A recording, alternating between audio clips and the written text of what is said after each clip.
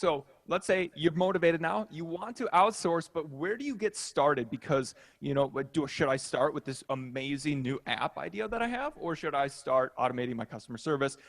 Where should people get started with outsourcing on online jobs, and, where in their entrepreneurial journey, or even before entrepreneurial journey, should they start? Okay, so I'm going to start this conversation by assuming that if you're watching this, you're probably working more than 40 hours a week.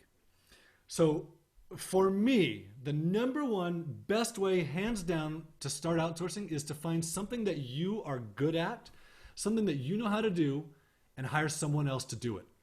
And that right there will give you the best introduction to hiring people in the Philippines. And you'll immediately know, does this work for me or not, right? So the whole idea here is find something you know how to do, hopefully something you're good at, hire someone, whether it requires some skills or not, hire someone for their English. Unless it's a programmer or a designer or a video editor, unless it's a technical position, hire someone for their English. And then you're going to plan on teaching them how to do what you want done.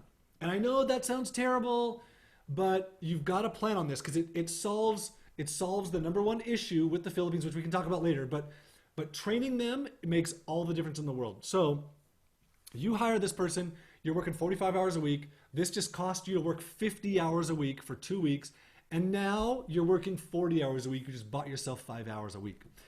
And that's, whatever that thing is that you're doing, that's the number one way to get started. So that's actually counterintuitive to what you hear from a lot of people. What they say is you should outsource what you're bad at and do what you're good at.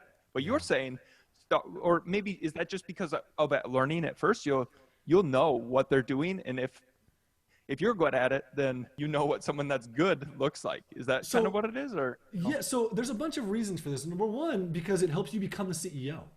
Where like you're focusing on this thing, and now you can go focus. So the first time I did this, I was focusing on this thing, and it was silly, and it's good, but it's not the most important thing, right? So then I was able to focus on making sales. And that's way more important than this thing, which was good, right? So if you get someone else, get something off of your plate, you can focus on more important stuff. Plus, for me, this is all about time. Like, I want to spend time with my kids. I want to ride my bike every day. I want to play golf every day, right? And so if you can't get the stuff off of your plate that's already on it, how are you going to get time back? If you add something else, like, oh, I don't know how to build a website, I need to build a website. Well, you just added more time to your week by hiring someone something you don't know how to do, right? So that's first thing, get some time back in your life and make sure this works for you.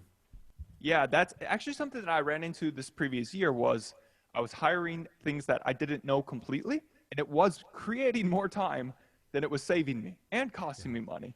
And then that's where it was really difficult and demotivating.